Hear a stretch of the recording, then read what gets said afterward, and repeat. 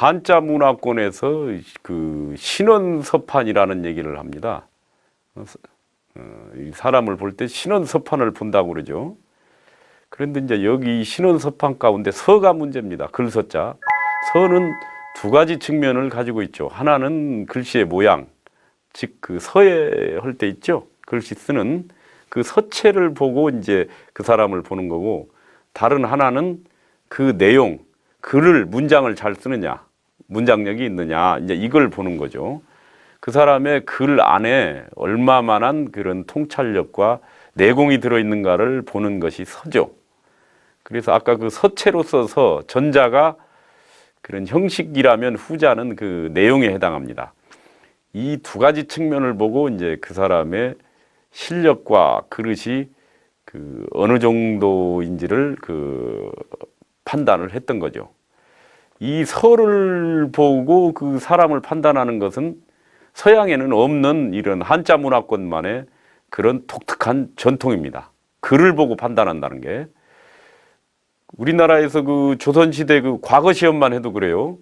과거 시험이라는 것이 그 따지고 보면 이 서에 대한 테스트였다고 해도 과언이 아닙니다. 일본은 그 사무라이 세상이었으니까 그 칼 잘 쓰는 사람들이 그 출세한 그런 사회였지만, 조선은 글 잘 쓰는 사람이 과거 시험에 합격해가지고 결국은 엘리트가 되는 그 사회였습니다. 과거 시험은 글 쓰는 문장력도 보지만 글 쓰는 어떤 문체라 그럽니까? 필체도 보고 그랬나요? 필체도 은연중에 다 봤습니다. 필체도 조선시대에는. 그래서 필체가 좋으면 내공도 있다. 내공이 좋은 사람은 필체도 있다고 생각을 했죠. 그래서 글 잘 쓰는 사람이 출세하던 사회가 우리 조선 사회인데, 이 서예도 마찬가지지만 특히 그 문장을 이게 잘 쓴다는 건 단순한 테크닉만 가지고 되는 게 아니에요. 상당한 아주 그 엄격한 리지드 트레이닝, 엄격한 그런 훈련을 거쳐야 됩니다. 이 제가 살아보니까 이 말이라고 하는 것은 교육을 많이 받지 않아도 잘 할 수 있습니다. 옛날에 보니까 정주영 회장 보니까 말 잘해요. 그 양반 뭐 그렇게 뭐 학벌 좋지 않고 가방끈이 길지도 않습니다. 그렇지만 글을 잘 쓰는 것은 훈련을 받아야 됩니다. 이건 조금 후천적인 트레이닝이 필요한 것 같아요. 그래서 말 잘하는 것보다 글 잘 쓰기가 더 어려운 것 같습니다. 그러면 글 잘 쓰려면 어떤 훈련을 받아야 하는가? 노하우가 뭔가? 우선 독서가 필요한 거죠. 책을 좀 많이 읽어야 됩니다. 뭔가 그래도 일단은 입력을 많이 시켜야 되고 저장이 많이 돼 있어야 됩니다. 제가 보니까 그 글자에 뭐 신문에도 많이 나왔지만 영국의 그 캠브리지대 석좌 교수로 있는 그 장하준 교수하고 또 그 형제는 용감했다는데 그 장하준 교수 동생이 또 장하석 씨도 거기 뭐 영국의 런던대 교수돼 있어요. 아주 이 수재 집안인데, 이 형제가 그 20대 후반에 그 영국의 그 대학 교수가 될 수 있었던 그런 밑바탕에는 엄청난 그 독서량이 받쳐 주었다고 봅니다. 제가 이 두 형제 그 아버지를 만나서 얘기를 들어보니까 이 초등학교, 이 중학교 시절에 이미 뭐 1000권 이상의 독서를 했다는 거예요. 그 아버지가 전에 그 산자부 장관 했던 장제식 장관인데, 그 너 책을 읽었냐? 그렇게 해서 뭐 그 아들들이 다 읽었다고 그러면 이놈이 혹시 거짓말하는 거 아닌가 해가지고 테스트를 해봤대요.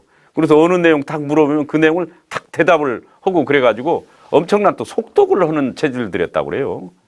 그래서 이 책을 이렇게 많이 본다는 것은 지적 호기심이 강하다는 반증입니다.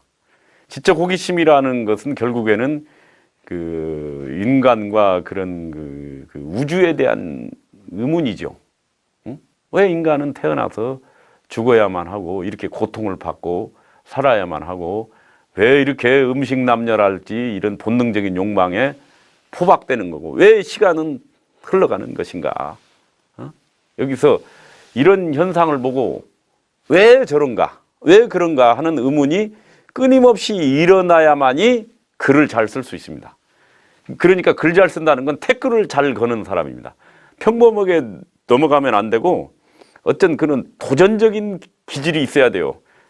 평범한 것에서도 왜 저러지 하는 그런 의문을 품는 좀 떼똥한 기질, 어떤 쥐적인 떼똥함이죠. 이게 이제 있어야지 매사를 수긍해버리고 그냥 지나쳐버리면 문제의식이 생기지 않습니다.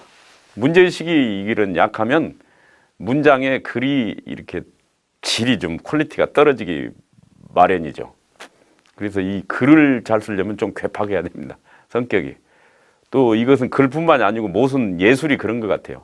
화가라든가 뭐 이런 음악가라든가 어떤 분야에서 일가를 이룬 사람들은 좀 괴팍한 성격이 있습니다. 괴팍하다는 건 뭐냐? 평범하지 않고 태클을 건다는 얘기죠. 문제의식, 의문이 있다는 것이 성격적인 괴팍으로 나타나는 게 아닌가. 이렇게 되려면 이제 부모, 형제나 이렇게 선생님들이 계속해서 이제 그런 자식들한테, 제자나 자식들한테 의문을 던져줘야 됩니다. 문제의식을 후천적으로 양성하려면 자꾸 질문을 던져야 돼. 너는 저 현상을 어떻게 생각하느냐? 너는 왜 그렇게 보느냐? 음식이 이게 맛있다. 그러면 왜 맛있냐? 이 맛있는 걸 뭐 3가지 이유로 얘기를 해라. 이렇게 계속 질문을 던지는 게 하나의 교육이죠. 그래서 자꾸 인공 태클을 걸도록 유도해야 됩니다. 그래서 내가 생각하는 이런 그런 글 잘 쓰는 방법은 바로 그 태클을 거는 거다. 이런 거죠. 의문을 갖도록. 미국의 그런 그 명문대학에 입학한 그 한국 유학생들이 탈락하는 이유들이 에세이를 못 써서 그렇다네요. 글을 못 써가지고. 이 평소에 시험지는 뭐 외우면 되는데 에세이는 이 외워가지고 되는 게 아니잖아요. 평소에 자기 생각을 말해야 되는데 자기 생각은 태클을 걸었던 흔적이 바로 그 생각이지 태클 없는 생각은 밋밋해서 재미가 없고 에세이 내용이 안 됩니다. 그래서 참 축구도 그렇지만 정확한 태클, 이게 훈련을 받아야 될 것 같습니다.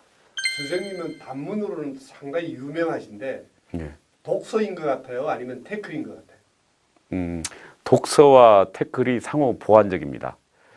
태클만 있고 독서가 없으면 좀 깡패같이 되기 쉽고 내용 없는 괴팍함이 될 수 있고, 독서가 있고 태클이 있으면 이유 있는 태클이 되는 거죠.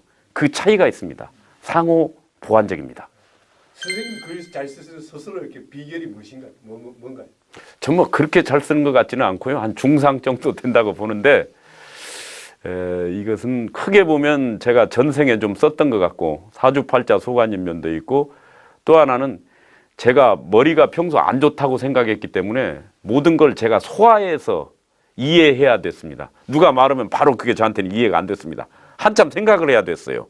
그러는 생각하는 과정에서 제가 다른 사람보다 더 소화력이 생겼고, 소화를 해서 내놓으니까 다른 사람이 쉽게 이해되니까 글 잘 쓴다고 하는 거지 실제로 잘 쓰는 건 아닙니다.